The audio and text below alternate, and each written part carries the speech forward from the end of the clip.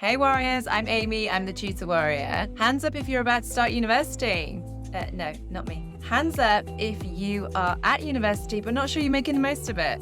Well, that was me. So it's the start of a new academic year here in the UK, and it's made me think back to my own university experience, something I like to do in the middle of the night when I can't sleep. I need to get a life. All this looking back has made me realise that there are 6 things that I wish I'd done differently during my time at Cambridge. So in the spirit of been there, done that, got the t-shirt, oh, there we go, I thought I'd share them with you. Number 1. If I was to do my undergrad again, I would throw myself into every single club or society going in the first term. Now, don't get me wrong, I wasn't a total recluse. I did join some societies. I ran the theatre section in the Cambridge Student newspaper. I hosted a radio show. I joined the Social Documentary Society, which was interestingly named Sock Doc Sock. And I got involved in the Amateur Dramatics Club, the ADC. But all of that was later on in my 3rd year when work got really heavy, and I'd already made loads of friends and had a boyfriend who were all a little bit miffed that I had less time to hang out with them. So if I was to go to university again, I'd probably just sign up to loads of clubs and societies in the first term when friendship groups weren't really tightly knit and work was a bit lighter, because you never know who you might meet and what skills you might learn. I was pretty surprised I was quite good at hosting a radio show. I mean, who knew that I'm quite good at talking at people you can't talk back? But I didn't really have time in my 3rd year to properly invest in it or see where it might lead. And you never know, you might turn out to be an incredible ping pong player like Forrest Gump, or a tango dancer, or a Doctor Who enthusiast, a great debater, a Taylor Swift appreciator, tea maker. I mean, both of those are at Oxford, apparently. Maybe you like marrows. That's at Cambridge.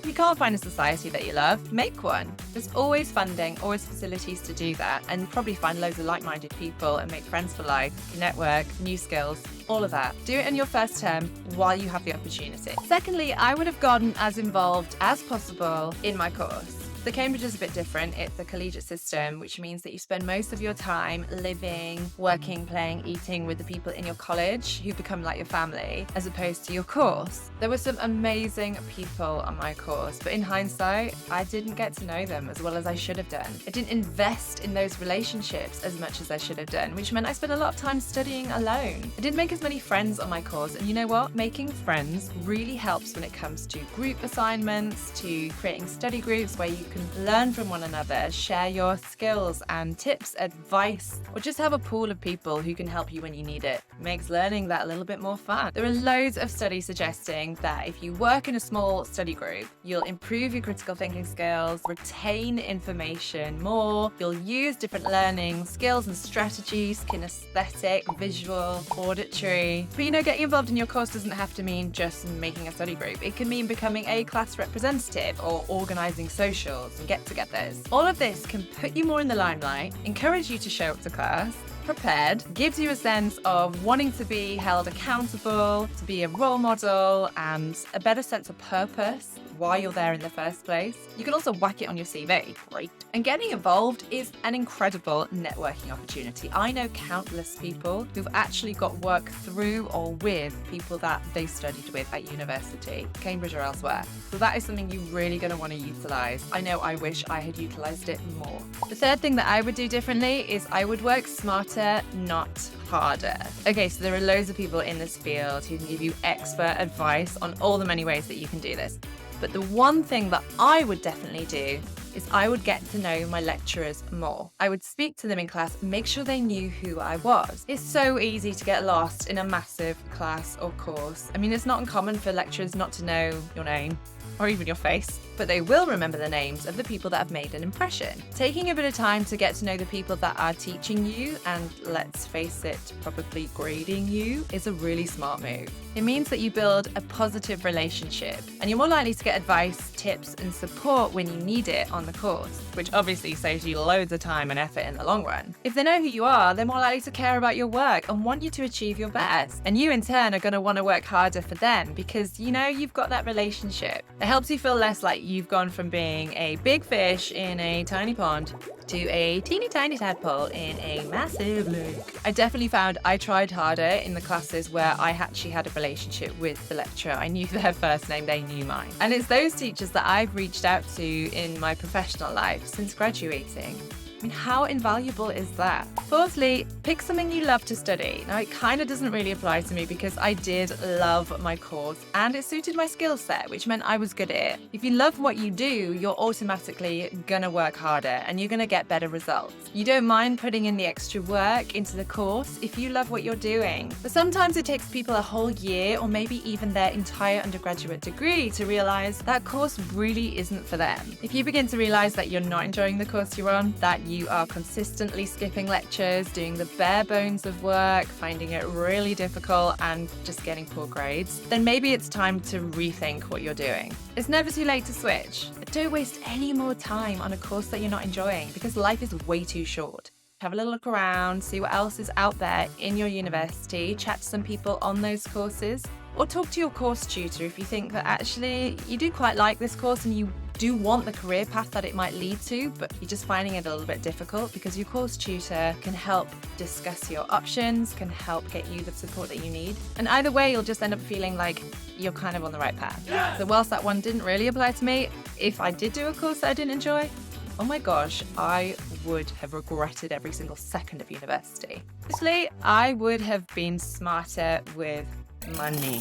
Let's be honest, university is not cheap. Students leaving university in 2023 in England, on average, have a debt of £45,000. Imagine everything you could do with that money. For some reason, this is a bit lower in other parts of the UK, so 35k in Wales, 24 in Northern Ireland, and 15 in Scotland. I come from a proper northern working class background.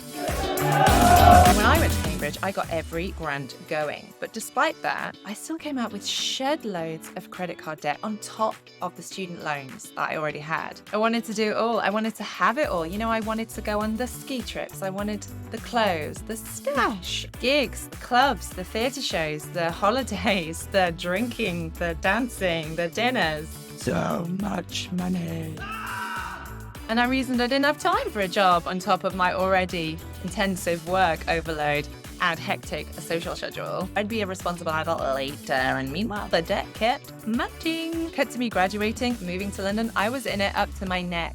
I had to work countless jobs, several jobs at a time, evenings, weekends, just to make ends meet and try and tackle this insurmountable level of debt I had. It wasn't fun, and I was definitely paying for the buy now, pay later lifestyle that seems to characterize the modern age. And yeah, there was a lot of keeping up with the Joneses, especially for someone like me in Cambridge, but that's not unique to that university. That can happen anywhere. So if I was to go back, I would get a part-time job, I would work the holidays, I would spend less money, and just practice saying no every now and again. I mean, it's quite a good life skill to have as well, right? Trust me, you won't lose out by doing so, but your future self will thank you for it. Finally, I would exercise more. So we all know the benefit of exercise on physical and mental health, especially outdoors in green spaces. The evidence is overwhelming. But did you know that exercise can actually also boost productivity, creativity, energy, as well as memory? As a student, I was tired all of the time. I mean, burning the candle at all ends takes its toll. Every single day I said, tonight, I'm gonna get a good night's sleep.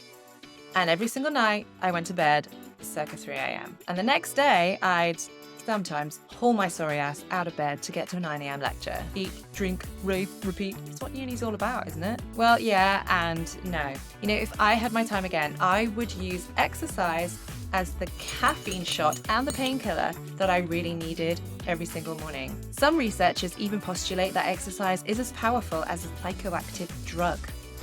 It's free. So in an ideal world, I would be stretching first thing in the morning, getting maybe 10 minutes of gentle yoga in before running or cycling to and from my lectures. I'd get up from my desk and dance to some killer music when I felt the 4 p.m. slump. I mean, ideally, you know, not in the library, but in my bedroom. Or maybe find a boxing or cardio class in the evening just to keep me going. Maybe I join a club, a gym, go swimming. I don't know. You have to find what works for you. That doesn't have to be expensive. You can literally buy a couple of dumbbells and then do a video in your room. I love Body Fit by Amy, and not just because we share the same name, but they're all free, they're all online, check it out. I know some people who got up at 5 a.m. 5 days a week to go rowing. Now this would not have worked for me. These people were powerhouses. They'd smash out an hour's workout and then inhale about 1 million calories to make up for it on their way to their lecture. I mean, I was jealous of that last bit, for sure. It all goes back to trying all the clubs and groups in your first year. Find something that works for you, that works with your schedule, and stick to it. Your future self will also thank you for that.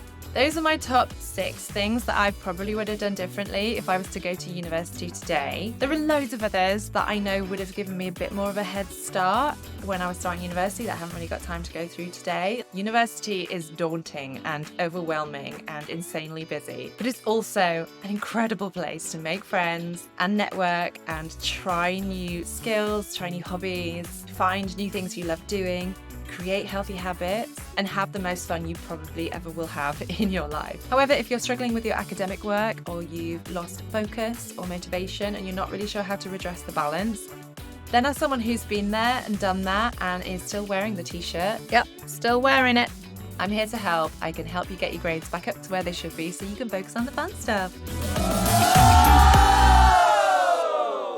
I'm a tutor warrior. I make it my job to help you slay that essay so that you can get back to everything else that university has to offer. Please subscribe to and like my channel because I've got more videos coming your way to help you on your academic journey. Mwah!